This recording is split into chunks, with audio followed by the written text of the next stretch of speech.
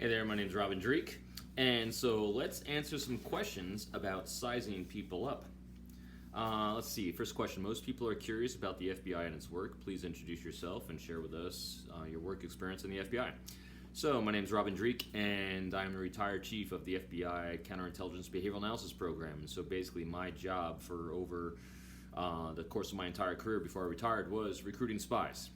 And you'd think that was a job that's full of subterfuge and deception and manipulation, but when you're actually in the business of selling the hardest product in the world, and that's patriotism, you actually have to engender true, great trust.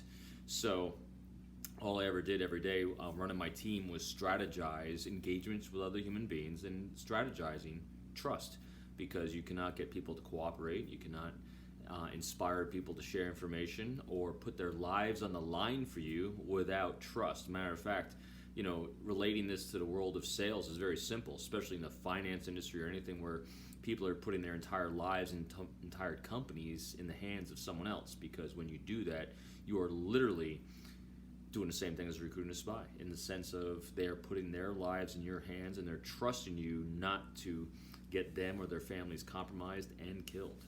So all my books I've done are a progression. It's a progression from one point to the next, and because life is a journey, not a destination. So the Code of Trust is all about the 5 steps I can take strategically with myself to ensure that I can modify my behaviors to have you inspired to want to trust me. So I had the 5 techniques that I utilize for inspiring trust in others. And so what I realized, though, is over the course of my career in doing this and working with the Code of Trust, was that it forced me to focus on other people so much that I could literally get to the point where I could predict what they're going to do. Because human beings, we're genetically encoded to do all the same things, and that is we will always act in our own best interest in terms of our own safety, security, and prosperity. What I learned from the Code of Trust was if I focused on you strong enough to figure out what you thought that was, I can now predict what you're going to do. So that's what inspired Sizing People Up, was predictable behavior. If I look at these signs of predictable behavior, I can reasonably predict what you're going to do. And it's not really predicting trust, although trust comes into it. But a lot of times people, broad stroke trust as trust you or don't trust you. In Sizing People Up, what I do is I talk about these different lanes that I can trust you to do this, but maybe not to do this. And what it's really about, and the difference from the Code of Trust is about the behaviors I have to do to inspire trust. Sizing People Up is about understanding others and their behaviors at a much deeper level, so I can understand them deeper, have a good, healthy professional relationship, and reasonably predict what they're going to do in every situation. Because if I can reasonably predict what they're going to do, I won't be setting myself up for disappointment, and if I can do that, I can have a good, healthy, strong relationship with you, and also predict what you can do in different situations. Help me. So 6 signs. Sign 1 is vesting. Vesting is, does this person see their future tied with yours, and do they see their success tied with yours? How it helped me in my career and life, and even recently in this last year during COVID, I am constantly looking for and assessing when someone's communicating with me and in their words, deeds, and actions, are they actually demonstrating that they see our paths tied together, and are they unconditionally vested in my success? So when I get an email or a solicitation from someone that says, hey, I would love to support your work with X, Y, and Z, and I think it ties nicely in with mine, that's a good sign of vesting right there. In the FBI, when I first reported to a squad, did the supervisor of the squad say, hey, Robin, we see you going far in the squad, why don't we send you some training to get X, Y, and Z?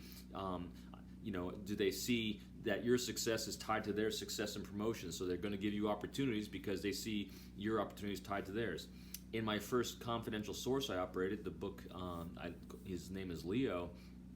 Leo saw our paths tied together. He knew he wanted to help save America from nefarious individuals, and he knew the best way to do that was for my success, because if I had success, my bosses would allow me to do things which would allow him to do things. So that's vesting. The second one is longevity. Do they see this relationship as long-term?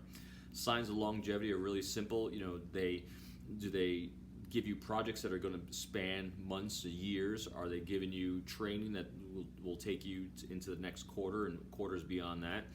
When I worked in New York, the bosses I've worked for, they asked me what my plan was a month from now, 2 months from now, a year from now, 5 years from now. Where do you see yourself in 5 years?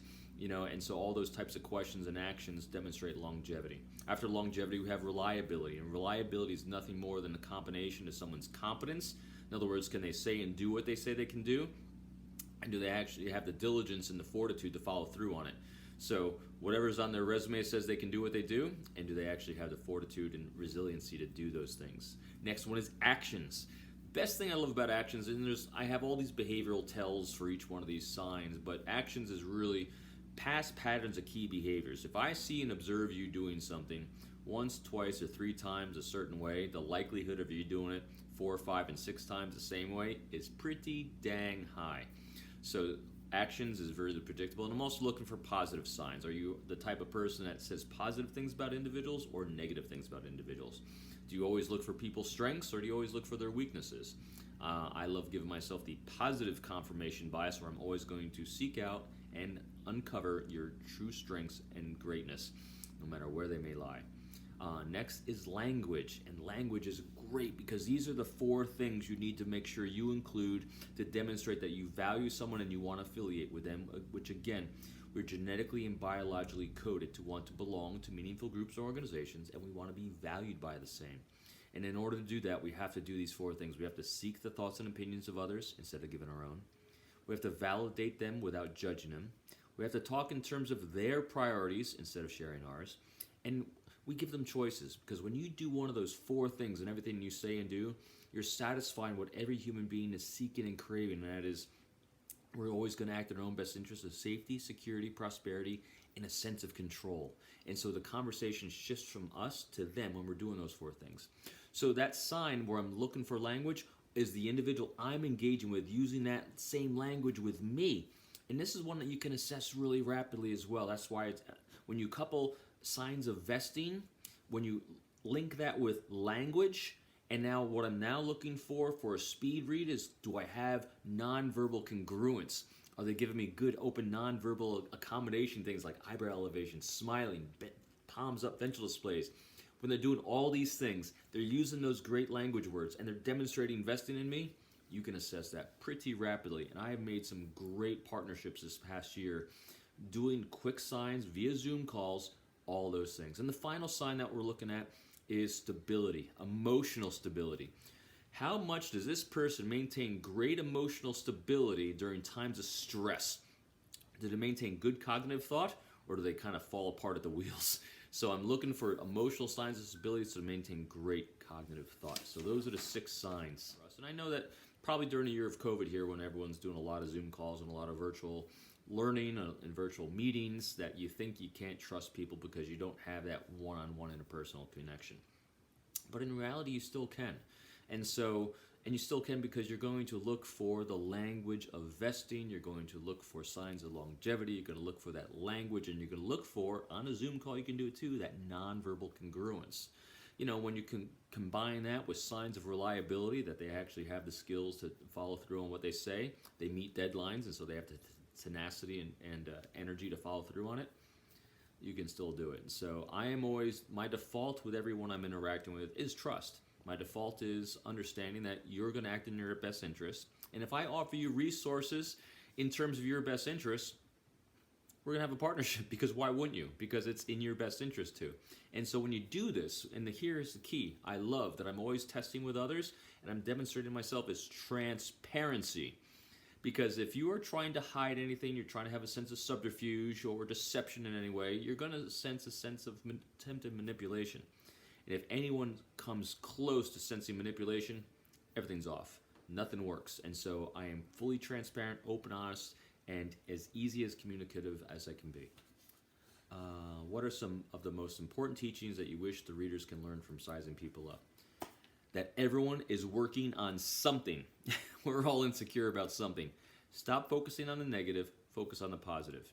And that if you look at the 6 signs of sizing people up, you're going to understand people at a very deep level. Now here's what's really great about it.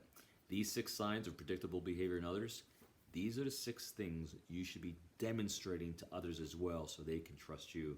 So when you're both demonstrating the 6 signs of sizing people up, you're going to have a great, healthy relationship. Because here's the key in life right now.